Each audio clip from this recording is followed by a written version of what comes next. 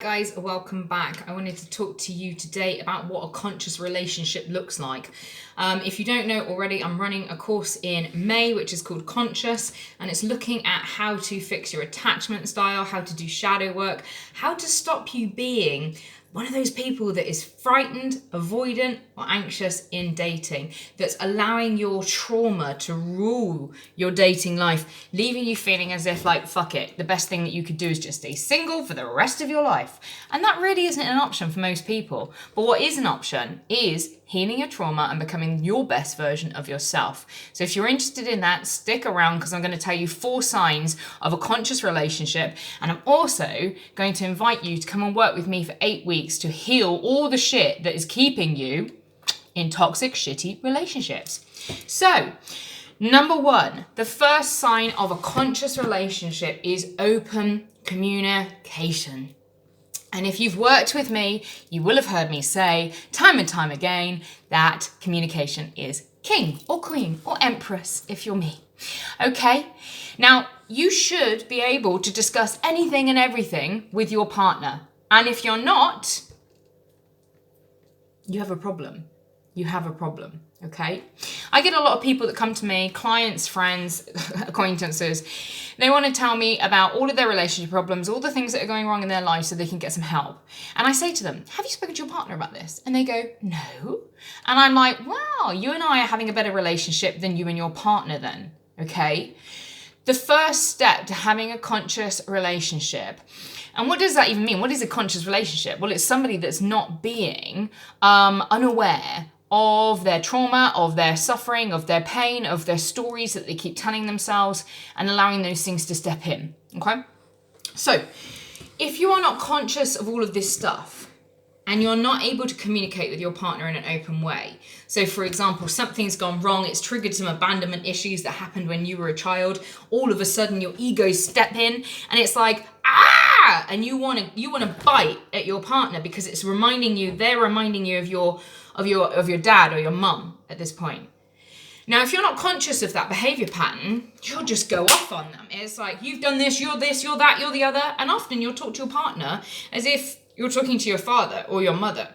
And your partner's like, what the fuck are you talking about? I didn't even do any of those things. And then their ego gets involved and it's like, rah, rah, rah. And it just keeps exploding. This is an unconscious relationship. They're the worst kind of relationships you can have, particularly if you've got 2 parties who have trauma and trauma. Explosions. Welcome to the fireworks, and not of the good kind. So open communication is vitally important between you and your partner. To be able to express how you feel, what you're thinking, what's going on inside, where you've been triggered, why you were triggered, what it's reminding you of. And in a conscious relationship, you two can help each other to work through this stuff. In an unconscious relationship, you trigger each other, you battle egos and wills, and then it gets worse and it gets worse and it gets worse until it becomes pretty fucking toxic, and then somebody bails, hopefully. Or you just stay in a toxic relationship for life, hating your partner, complaining about them all the time and thinking, was this what I signed up for? Well, yeah, it is what you signed up for because you didn't do the work before you started dating. Whoops, call you out. The second thing that is really important, a good sign of a conscious relationship, is commitment, okay? And when I say commitment, this doesn't like throw out polyamorous, like all these kind of different relationships that people want to be in, you know, a throuple, whatever. It doesn't necessarily throw that out.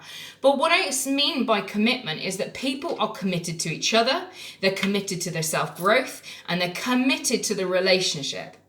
So whatever the rules are in your relationship, such as monogamy or polygamy or an open relationship where we talk about things or we don't talk about things, whatever it is, you know, whatever that is, you guys have already had the conversation where you're laying this shit out on the table before a problem begins. And if a problem crops up, you know your partner is just as committed to the relationship and their personal growth as you are to the relationship and your personal growth. Because you don't want to just merge and then boom, that's it, we're here now, whoop whoop, nothing's changing, isn't it glorious? No.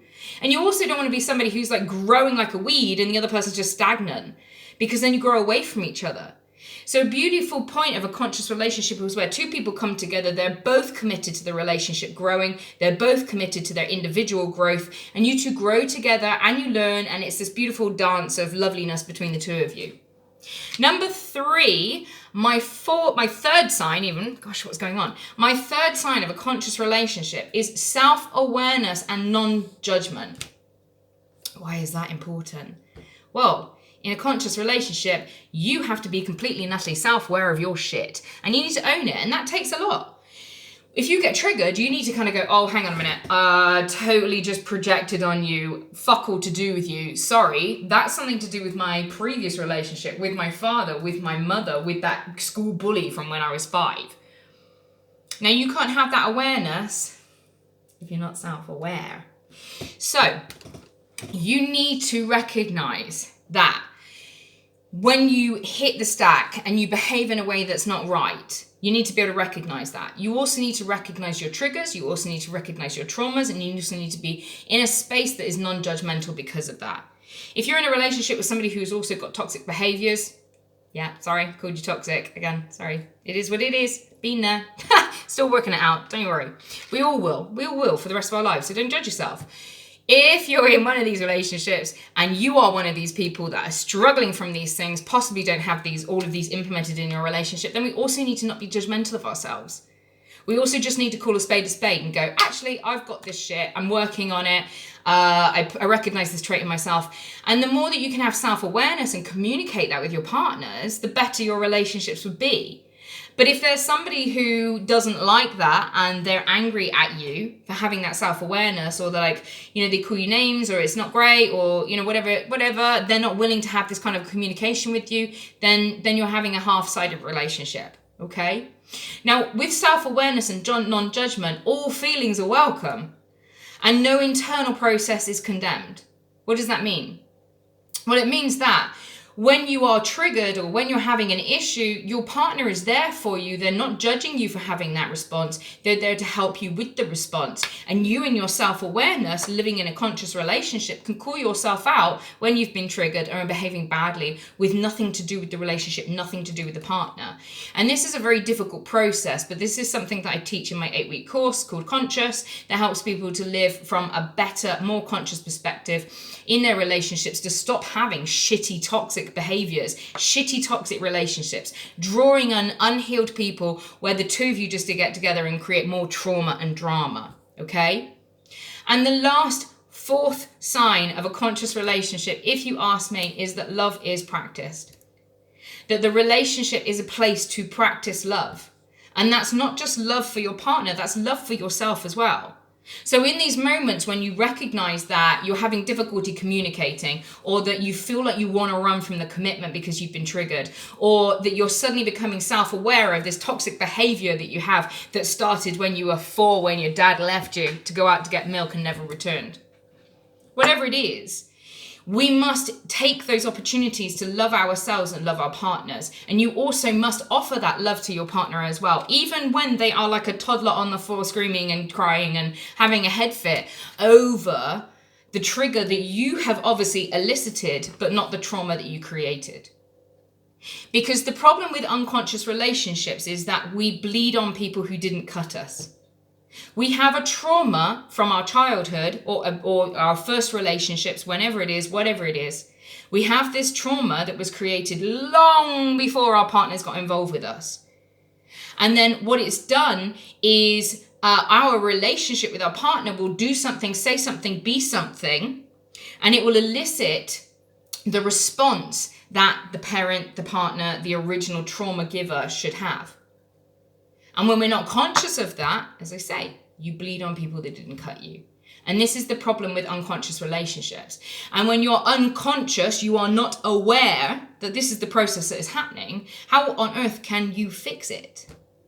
You just keep going from person to person to person, replacing the faces of these individuals, because you will continue to draw in the same people, the same caliber of people, the same people with the same toxic behaviors and attraction styles and all of those things that you have, okay? And you'll keep drawing each other in, triggering each other, thinking that the other person's the thing to blame. until you get so fed up of the relationship, you leave the relationship, and what do? You go and find somebody with the exactly same stuff, inner core wounds, problems, behaviors, just a different face. And then you will be like, oh, I just can't find a good man. All women are bitches. And it's like, no, you are the fucking problem. You're the common denominator. If you're somebody who's sitting there telling me that all the men out there are bad, all the women out there are bad, you need to look in the mirror. Because all men and all women are not bad.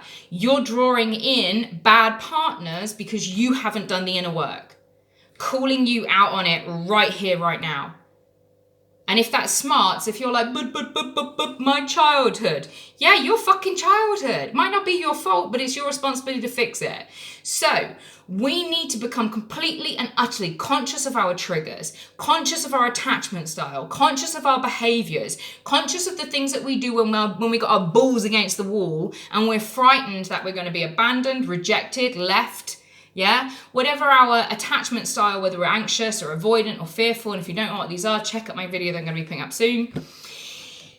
You need to learn about these things. And then when you learn about them, you can become conscious of your behaviors, you can remedy your habits, and you can become a happier person, living a happier life in happier relationships. Doesn't that sound fucking nice?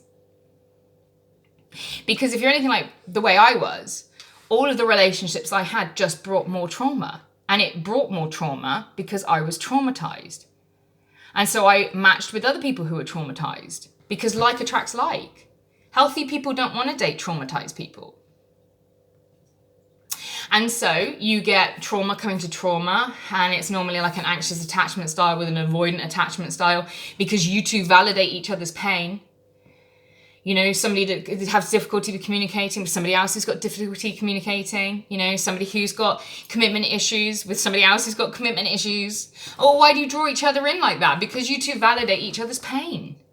And because subconsciously you want to rectify these habits. But it's subconsciously. And until you become conscious of these habits, you are never ever going to be able to fix them. So if you want to live consciously, if you want an ideal and happy relationship, if you want to date high caliber people as a high caliber person, yeah, high value people, high value women, high value men, whatever you want to call it. If you want to do that and bring that into your life, then this course is for you. Okay, 8 weeks, I'll turn your life around. I love you very much. If you're interested in it, send me an email or something, leave me a comment below and I can send you some details. Look after yourselves. Bye.